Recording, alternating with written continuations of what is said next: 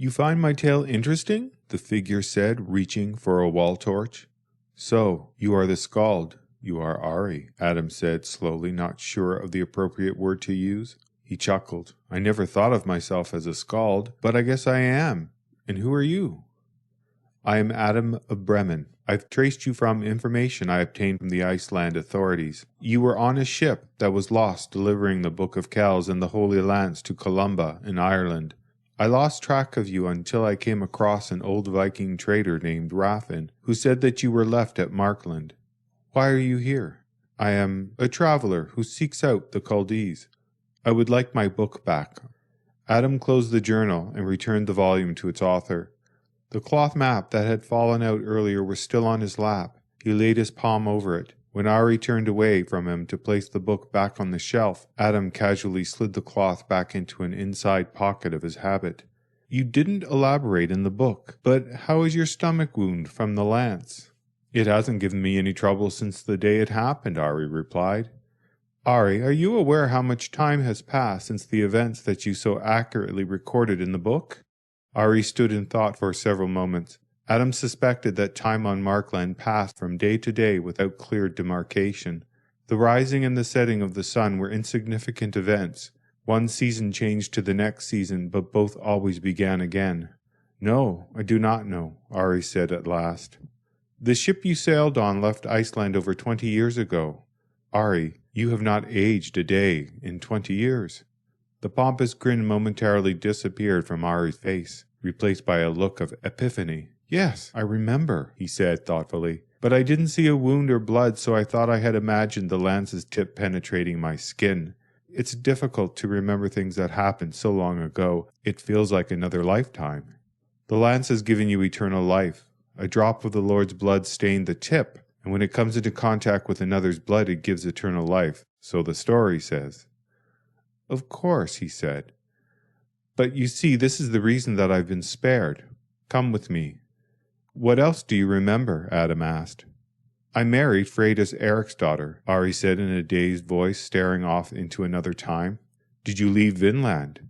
Yes, I returned to Groenlandia with Torstein Eriksson, his wife Gudrid, and his sister Freydis. Once I became a member of Eric's family by marriage, I was told of the treasure cave and the plan to open it. I returned to try to steal the treasure for myself. Ari led Adam down a long, gently sloping, natural corridor.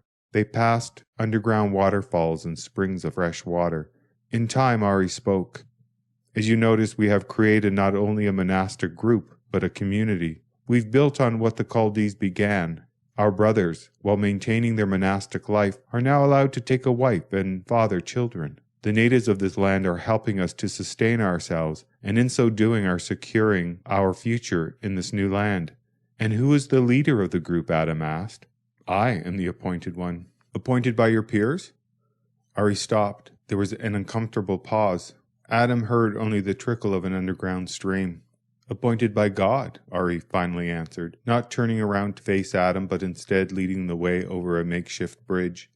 Adam recognized the self-appointment in that sentence. He'd heard it so many times before. Although Adam recognized that God did have his hand in the creation of religious leaders, ultimately their peers elected them. It was easy to confuse the two. And whose authority do you answer to on earth? He pressed. We answer to no authority. I am recognized as the one true authority. Things became clear to Adam. He had a good idea of what he was up against. Ari and the people that he led were no longer a religious order that was part of the church. They were becoming their own independent community, and Ari led them by using the holy relics and the church's name as the basis of his power. Adam could not allow this to happen. Ari had usurped power from a communal entity, using objects that he kept for his own evil purpose. Ari, I'm curious how the natives of this land feel about you and the Chaldees living here.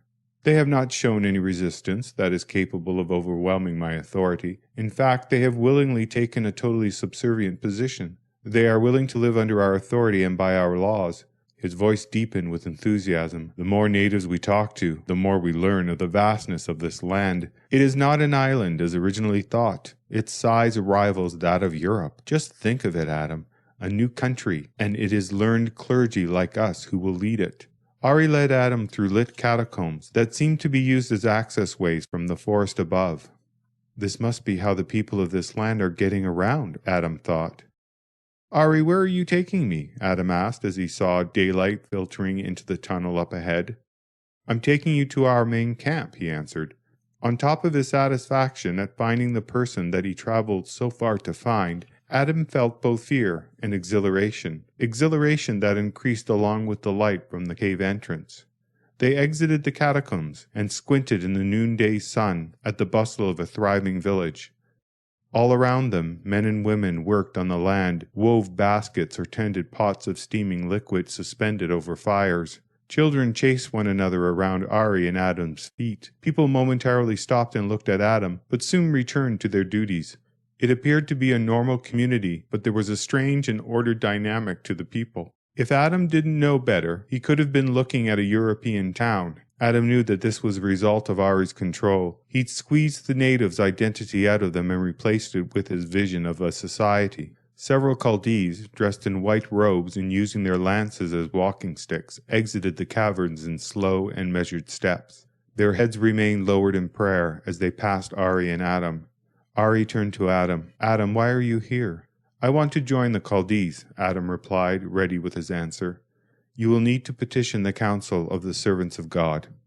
I understand, Adam said. In the meantime, you may stay with us.